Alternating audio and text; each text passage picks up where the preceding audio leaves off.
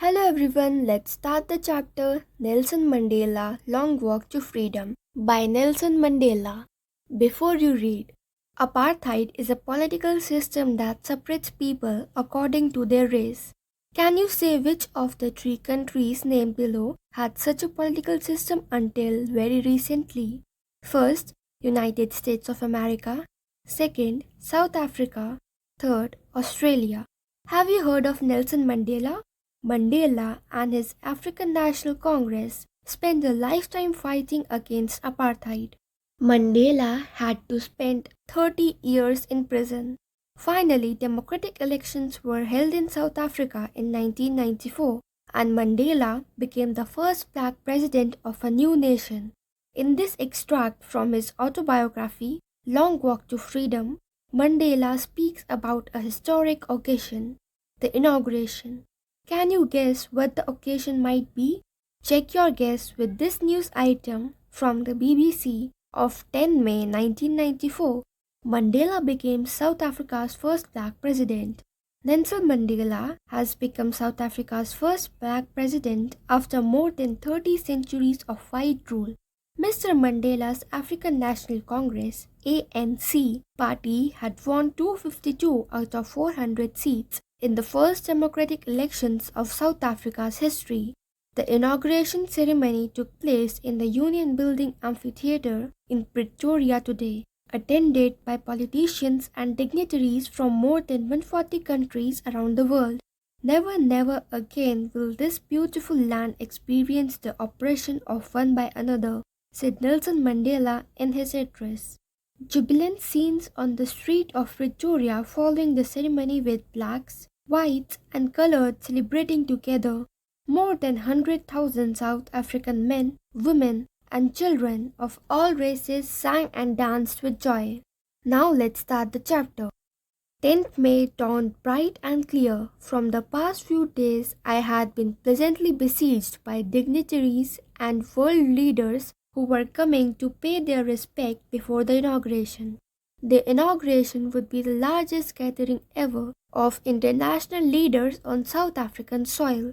The ceremonies took place in the lovely sandstone amphitheatre formed by the Union Building in Pretoria. For decades, this had been the seat of white supremacy, and now it was the site of a rainbow gathering of different colors and nations for the installation of South Africa's first democratic, non-racial government.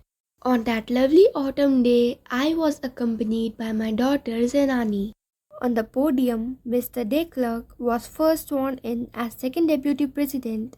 Then, Thabo Mbeki was sworn in as first deputy president. When it was my turn, I pledged to obey and uphold the constitution and to devote myself to the well-being of the republic and its people. To the assembled guests and the watching world, I said, today all of us too, by our presence here, confer glory and hope to newborn liberty. Out of the experience of an extraordinary human disaster that lasted too long, must be born a society of which all humanity will be proud. We, who were outlaws not so long ago, have today been given the rare privilege to be hosts of the nations of the world on our own soil. We thank all our distinguished international guests for having come to take possession with the people of all countries of what is, after all, a common victory for justice, for peace, for human dignity. We have at last achieved our political emancipation. We pledge ourselves to liberate all our people from the continuing bondage of poverty, deprivation, suffering, gender, and other discrimination. Never, never, and never again shall it be that this beautiful land will again experience the oppression of one by another. The sun shall never set on so glorious a human achievement. Let freedom reign. God bless Africa. A few moments later, we all lifted our eyes in awe as a spectacular array of South African jets, helicopters, and troop carriers roared in perfect formation over the Union buildings. It was not only a display of pinpoint precision and military force, but a demonstration of the military's loyalty to democracy, to a new government that had been freely and fairly elected. Only moments before, the highest generals of the South African Defence Force and police, their chests pinned by ribbons and medals from days gone by, saluted me and pledged their loyalty. I was not unmindful of the fact that not so many years before they would not have saluted but arrested me. Finally, a chevron of Impala jets lift a smoke trail of black, red, green, blue, and gold of the new South African flag. The day was symbolized for me by the playing of our two national anthems and the vision of white singing the Kosi Cyclel I Africa and black singing Die Stem, the old anthem of the Republic. Although that day neither group knew the lyrics of the anthem they once despised, they would soon know the words by heart. On the day of the inauguration, I was overwhelmed with a sense of history. In the first decade of the 20th century, a few years after the bitter Anglo-Boer War and before my own birth, the white-skinned people of South Africa patched up their differences and erected a system of racial dominance against the dark-skinned people of their own land. The structure they created formed the basis of one of the harshest, most inhumane societies the world has ever known.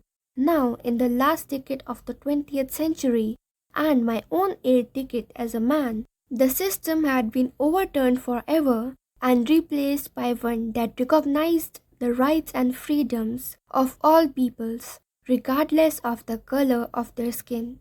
That day had come about through the unimaginable sacrifices of thousands of my people, people whose suffering and courage can never be counted or repaid. I felt that day, as I have on so many other days, that I was simply the sum of all those African patriots who had gone before me. This long and noble line ended and now began again with me. I was pained that I was not able to thank them and that they were not able to see what their sacrifices has wrought. The policy of apartheid created a deep and lasting wound in my country and my people. All of us will spend many years, if not generations, recovering from that profound hurt. But the decades of oppression and brutality had another unintended effect, and that was that it produced the Oliver Tambos, the Walter Sissulus, the Chief Luthulus, the Rufus Dadus, the Bram Fischarns, the Robert Subuquis of our time, men of such extraordinary courage, wisdom, and generosity that their like may never be known again. Perhaps it requires such depths of operation to create such heights of character. My country is rich in minerals and the gems that lie beneath its soil, but I have always known that its greatest wealth is its people, finer and truer than the purest diamonds. It is from these comrades in the struggle that I learned the meaning of courage. Time and again I have seen men and women risk and give their lives for an idea. I have seen men stand up to attacks and torture without breaking, showing a strength and resilience that defies the imagination. I learned that courage was not the absence of fear, but the triumph over it. The brave man is not he who does not feel afraid, but he who conquers that fear. No one is born hating another person because of the color of his skin, or his background, or his religion.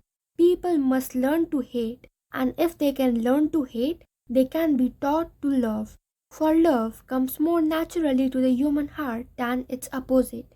Even in the grimmest times in prison, when my comrades and I were pushed to our limits, I would see a glimmer of humanity in one of the guards, perhaps just for a second, but it was enough to restore me and keep me going. Man's goodness is a flame that can be hidden but never extinguished.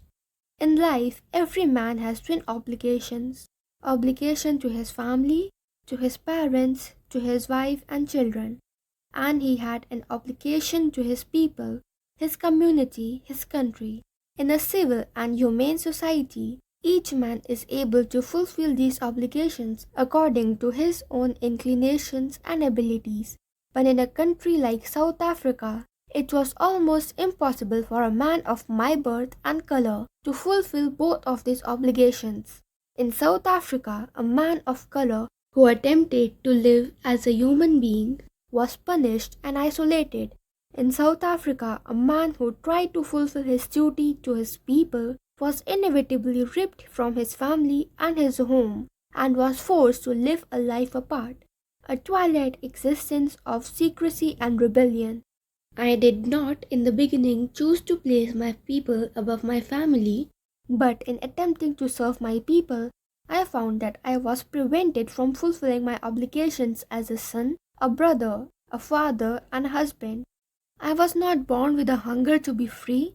I was born free, free in every way that I could know, free to run in the fields near my mother's hut, free to swim in the clear stream that ran through my village, free to roast mealies under the stars and ride the broad backs of the slow-moving bulls. As long as I obeyed my father and abided by the customs of my tribe, I was not troubled by the laws of man or God. It was only when I began to learn that my boyhood freedom was an illusion, when I discovered as a young man that my freedom had already been taken from me, that I began to hunger for it.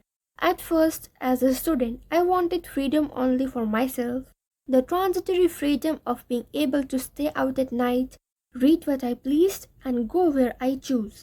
Later, as a young man in Johannesburg, I yearned from the basic and honorable freedom of achieving my potential, of earning my keep, of marrying and having a family, the freedom not to be obstructed in a lawful life.